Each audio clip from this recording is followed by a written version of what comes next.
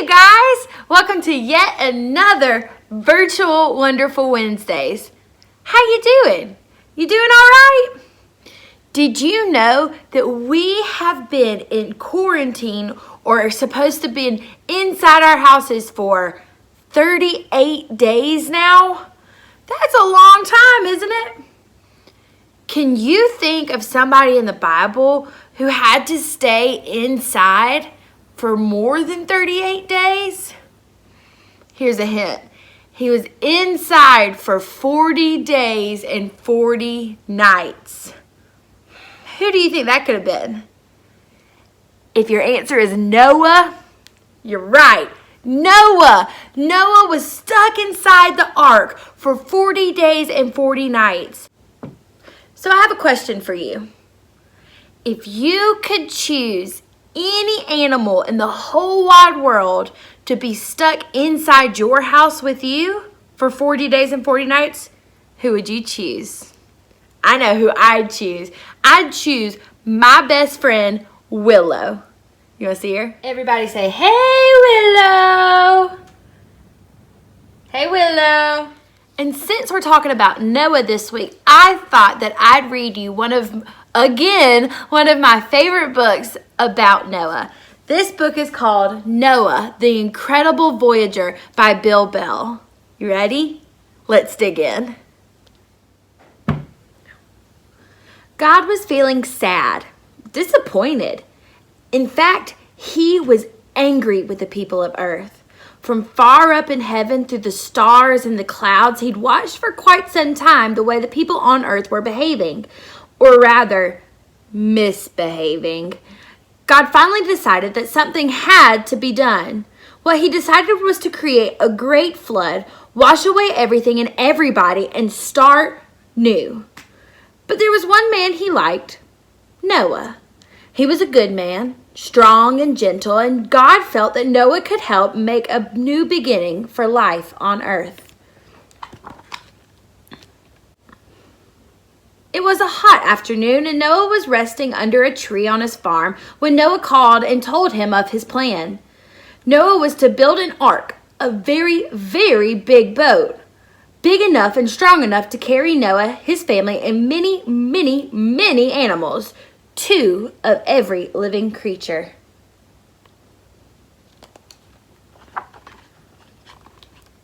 Noah was amazed that God had chosen him for such an important task. He had agreed to do it, and gathering his family together, his wife and 3 sons and their 3 wives, he told them that this was God's wish and that they were to build this ark, this very, very big boat. Though his family didn't quite understand the project, they loved Noah and they loved God, and so they began.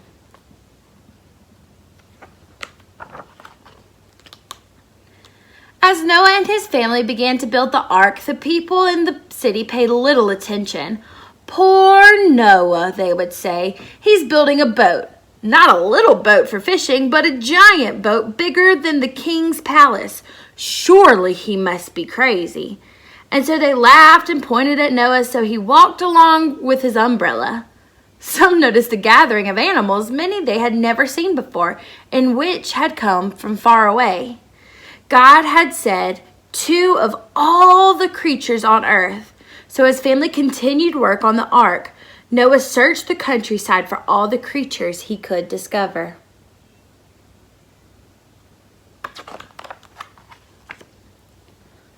Of course, around the farm were the dogs and the cats, horses and pigs, cows and chickens, but as he wandered further from home, he discovered animals he could never have imagined. Big ones, small ones, furry ones, ferocious ones. Of course, around the farm were the dogs and the cats, horses and pigs, cows and chickens, but as he wandered from home, he discovered animals he could have never imagined. Big ones, small ones, furry ones, ferocious ones. Somehow they all knew that Noah was their friend and that he was there to help them.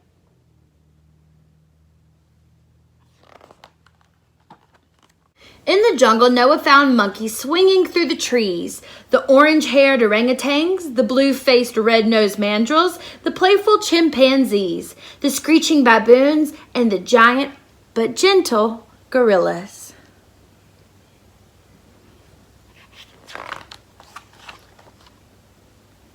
Deeper in the forest, he came upon dens of leopards and lions and tigers and bears. Oh my!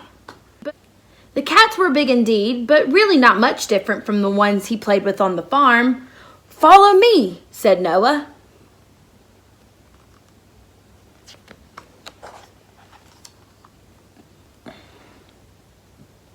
In the clearing in the woods, he discovered a tree alive with birds. Birds in the tree, on the tree, around the tree, singing and swooping and flying above the tree. Goodness, thought Noah, there are so many. What will I do? Eagles and owls and robins and jays, pelicans, peacocks, pink flamingos, and long-necked ostriches that ran so fast they didn't need to fly. Oh my! Noah said, "Come, follow me," and off they went.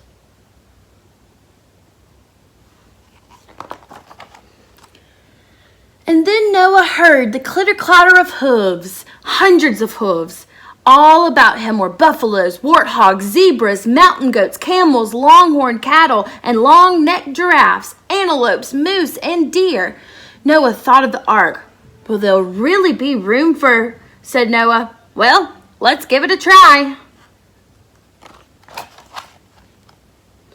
And just as it seemed that he had all the creatures the ark could hold, Noah discovered the biggest animals yet. Big fat hippos, grumpy-looking rhinos, the long-nosed, big-eared elephants. God didn't say it'd be easy, thought Noah. So he clapped his hands, hopped onto the back of a rhino, and whistled and waved his umbrella, and slowly they all followed Noah down the road.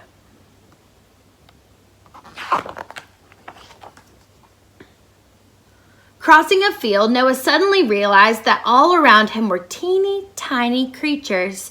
Some who buzzed around his head, some so small they were hidden in the grass. Bugs! Colorful butterflies, web-weaving spiders, ladybugs, honeybees, black ants, red ants, winged ants. "No problem," said Noah. "We'll find room for these little guys. We'll find room."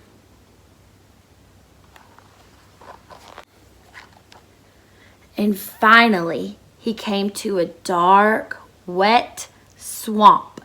In the gloom, Noah saw lizards perched on rocks, crocodiles sliding through the water, fat snakes hanging from low branches, and beyond the trees, animals so large that his mind was chilled with fear. "God is with me," said Noah, and headed back to the ark with this last creature he would try to save. At last, the ark was completed, and Noah had gathered all the creatures he could find. Among them, the animals agreed on who would go and who would not. Sadly, they said their goodbyes to their friends. Some noticed the rain clouds overhead. Tomorrow, they would board the ark.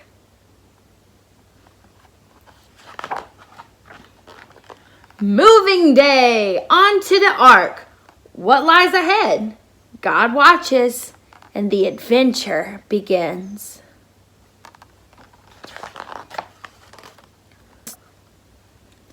The rain starts. Just a drizzle, then harder and harder. Curious, Noah and some of the animals go on the deck to watch the growing storm. The wind blows. Lightning flashes, thunder rumbles, and a cold, wet, driving rain falls. The fields and roads turn to mud. The rivers overflow, and the rain continues.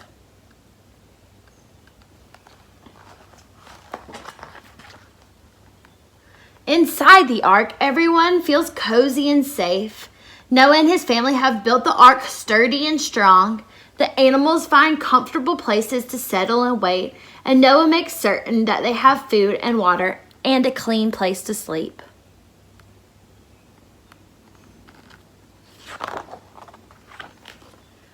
As the water rises higher and higher, it surrounds the ark completely. The trees, the rocks, the mountains disappear. All around is water, water everywhere. And still it rains. Beneath the waves are whales and giant squid, octopus, stingrays, eels, and hungry sharks. Clinging to the very tips of the mountains are the last dinosaurs, hissing and roaring as the ark passes. Noah is frightened, but prays that God is watching. That's silly, isn't it? Still the rain continues. The howling wind and the towering waves drive the ark faster and faster through the lightning and thunder, tossing it this way and that way. The animals inside are frightened by the rocking and rolling of the boat. But Noah tells them that God will keep them safe.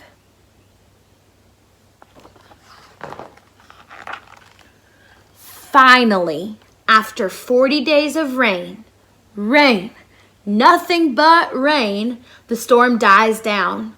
Noah goes on deck, but the sky is still dark. It's still drizzling. Quietly, the animals join him to watch the whales and porpoises play. They wonder, will the rain? Will this voyage ever end? They go inside to sleep.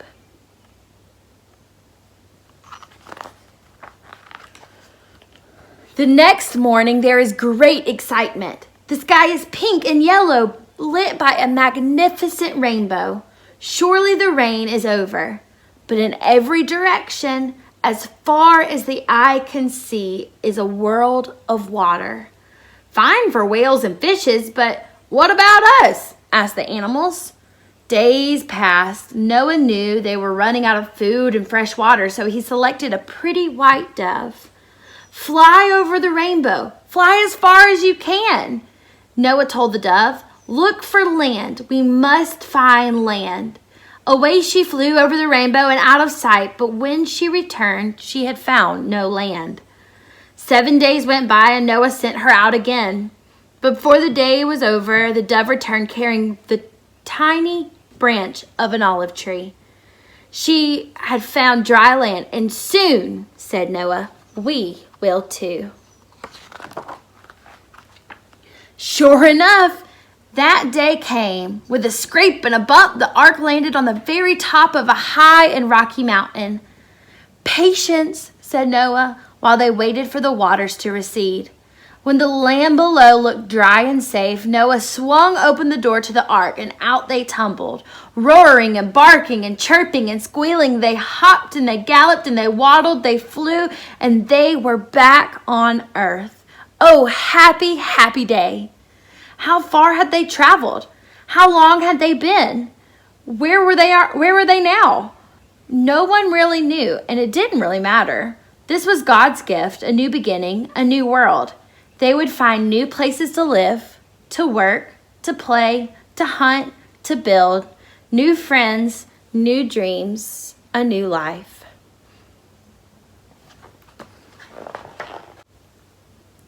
As the animals wandered off, they said their thanks to Noah, and Noah and his family said a prayer of thanks to God. And from beyond the clouds and beyond the rainbow and way, way beyond the stars, God looked down and smiled. Their incredible voyage was over, and it was good. The end. Wasn't that a great story? Now, that isn't the version that's in the Bible, but I still think that's a fun version that we can read and we can enjoy and learn more about Noah. I love the story of Noah, and I think it can relate to what we're going through right now. Noah had to listen to God, and he had to do what God wanted him to do by building the ark to keep his family and keep all the animals on earth safe. And right now, you're having to stay in your house so that you and your family are safe, so you don't get sick. And sometimes it's hard to trust God when we don't know what's going on, when we can't see what is happening. And you're probably hearing a lot of things that might make you nervous. But I want you to know, and I want you to never forget, that God is with you, that God never leaves you, and that when we trust in Him, He takes care of us. He loves us so much, and He has plans for us in our future, not to harm us, but to take care of us.